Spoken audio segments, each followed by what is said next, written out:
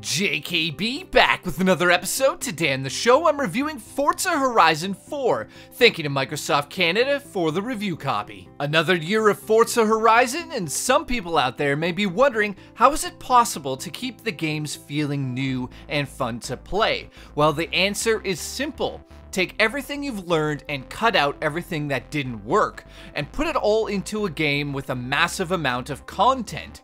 That's the simple answer, but if you want to get a little deeper into the game, you'll discover not only my favorite racing game of all time, but a masterpiece in racing video games. I've been playing video games forever, and in racing games, one of the features I requested the most is finally in this game, and this is called Seasons. This means as you play the game, it switches between fall, winter, spring, and summer.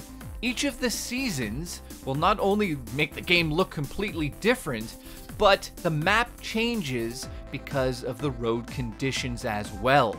This means you may have been around the same turn a million times during the fall and had leaves flying up in front of the car, but suddenly those roads are now covered with ice and you're dealing with major snowstorms. Each of the seasons is very unique to itself. The fall season brings a lot of rain and fog, and with winter, obviously, the roads are going to be covered with snow and ice, and rivers are going to be completely frozen over. So that time you wanted to drive across the lake, well, you know, now you can do it because it's frozen over. Another major aspect in this world is a shared environment. This means the game is always online, and there's 72 other players running on each of the servers in the background. And as you play through the game, you can do every single thing in this game with a friend online or completely alone. The seasons also remain the same across the whole online world,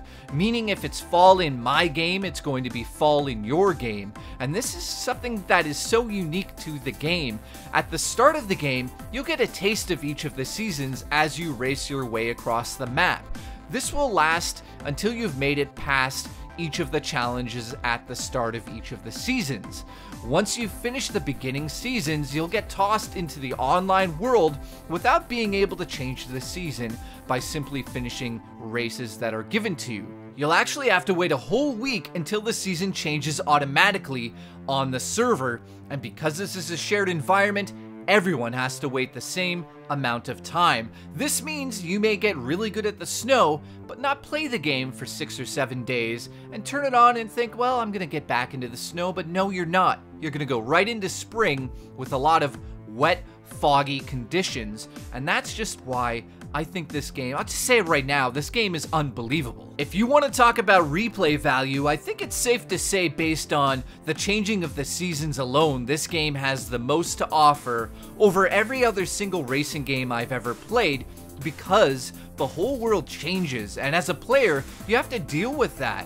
Ice will form on the roads, causing you to have to change the way you drive. Giant puddles will form in the spring, which will cause your car to feel like it's out of control as you slam into the puddles. Did I forget to mention that there's also a day and night cycle in this game? It's clear that the world does feel alive with other players racing around as you compete in races across the map, but there's one major change that's in this game that wasn't in the last, and that's you can't really crash into the other cars because they show up as ghosts on the map.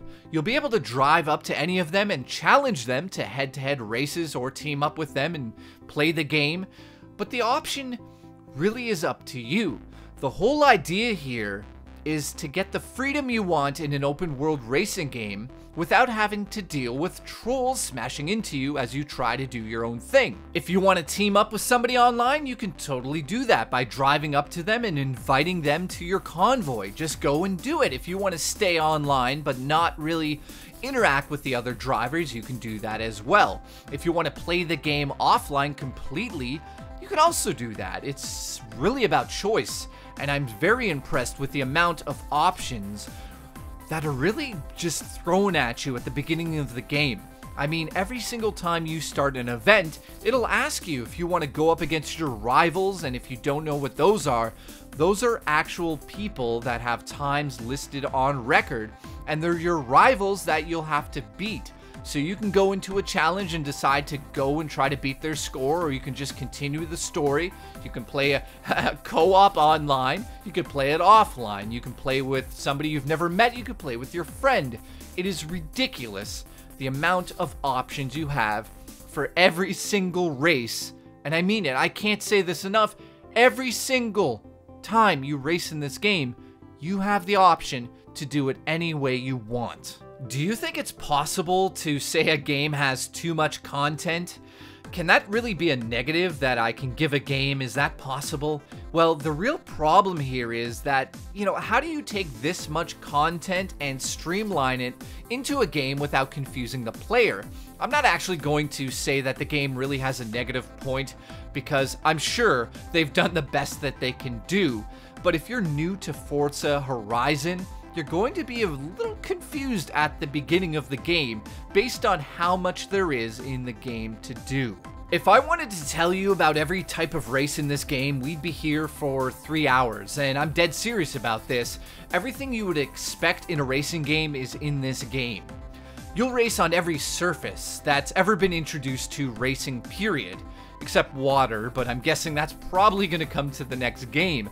You'll race in every weather condition possible. You'll be able to play this game basically forever, because there's also another feature called Blueprint Mode, and Blueprint Mode lets you design your own race. And you can also upload your blueprints and make your friends race on the routes that you've personally named and helped design. It's staggering when you take a second and step back and reach to the sky and scream, how much content can be in a game? There's over 450 cars in the game, and every single one of them can be extremely customized. There's so much detail on these cars, and Forza has always been known for that. You'll be able to customize them any way you like.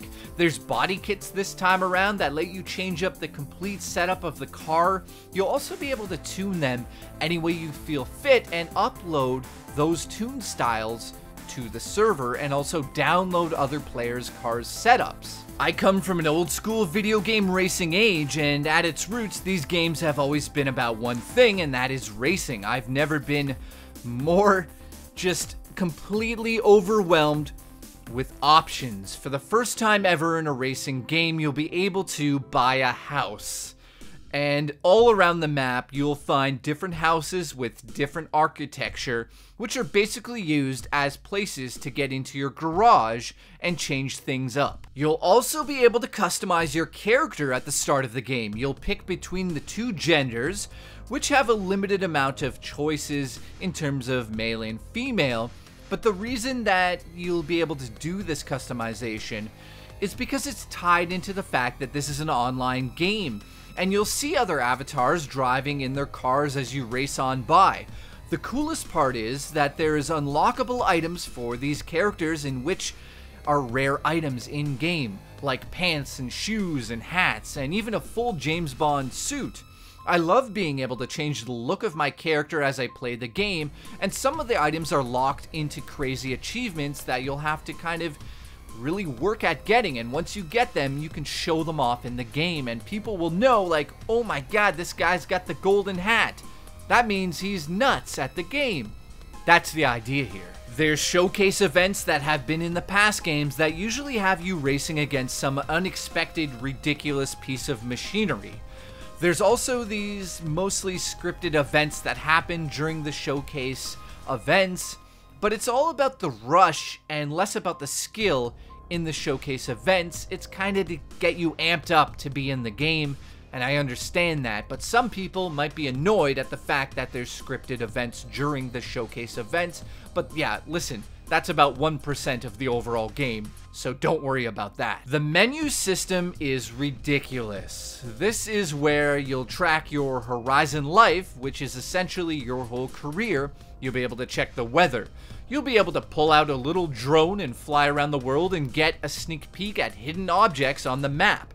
You'll also be able to look at the other players on your server by viewing the map. There's also a weekly challenge that you can check in on. Do you want a new car, but you don't really want to spend that much money on it? Well, you can head over to the online auction and try to win the car that way. The amount of things you can do in this game, as I've said a million times already in this review, is staggering. In the last game, you'd earn skill points for doing everything in the game, and you'd spend them on perks. This time around, the perks are attached to every single car in the game. The skill perks are now on every single different car. This means with every new car you get in the game, you're gonna get a new perk tree for that car to unlock. As soon as I realized this in the game, I thought, oh no, I now have to own every single car, and I have to get every single perk for every single car, and I just am in love with that idea. Like I said at the start of the review, the most important part isn't how detailed the world map is. It's not about the amount of t-shirts your character can unlock, and it's not about the unbelievable lighting effects. It's really all about the racing. How does it feel? Do the cars feel different from one another? When it's raining, does the car react to the water and the road differently? Well, the easy answer is yes to all of the above. The game is really designed to have an arcade feeling while letting the player feel each of the different cars.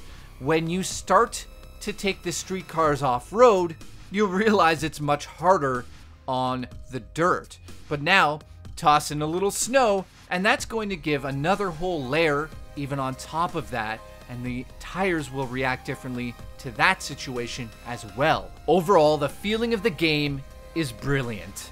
You'll feel the difference between the cars. You'll have moments of pure panic as you realize a little too late your new car doesn't really handle that well on snowy roads.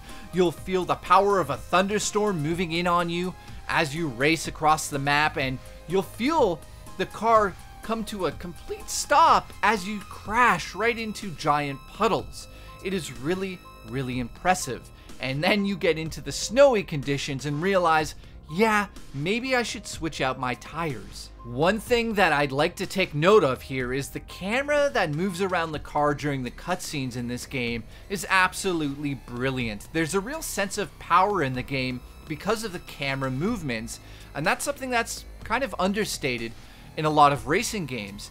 You don't want really a dull camera movement around the car, and you want it to feel exciting. You want it to feel like you're about to do the race of your life.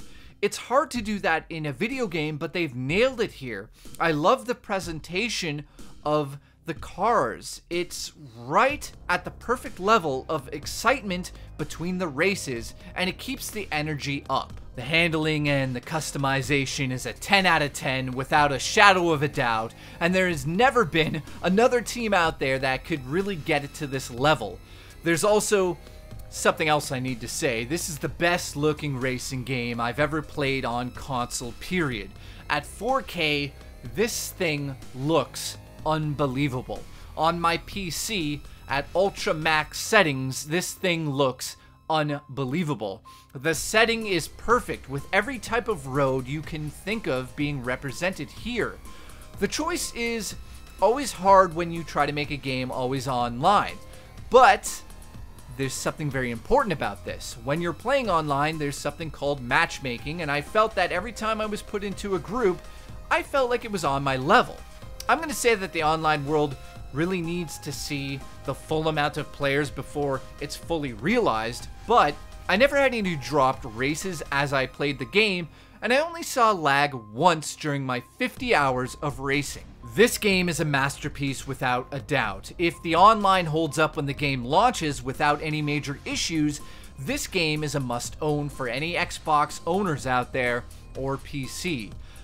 Based on the fact that I don't think the online will have any issues when it launches, I'm going to say that this game is my game of the year and my all-time favorite racing game ever made. There's things that I don't have time to talk about in this review, and maybe that's for the best, because if you own a PC or an Xbox and like racing games, you'll need to experience this for yourself. I'm struggling to find one single thing I don't like about this game as I write this review. I think the only question that I have now is, what's next? Due to the inclusion of the seasons changing and the different environments that they bring forth, this game feels like a totally redone version of Horizon, and I don't know what they're going to do next. Because of the seasons, simply because of the seasons, and well, the amount of content there is in this game, I'm gonna give it a 10 out of 10 and say, once again, it's a masterpiece, it's a must-own. I'm not a fanboy. I also do PlayStation reviews. I also play my Nintendo Switch on the bus. I'm just a gamer that likes good video games. So if you like good racing games, get out there, buy this game right away. And if you have Game Pass on your Xbox, download it. It's part of Game Pass and give it a try. It is definitely worth your time. If you enjoyed my review, please hit that like button and subscribe to my channel, and I'll see you in the next episode of JKB.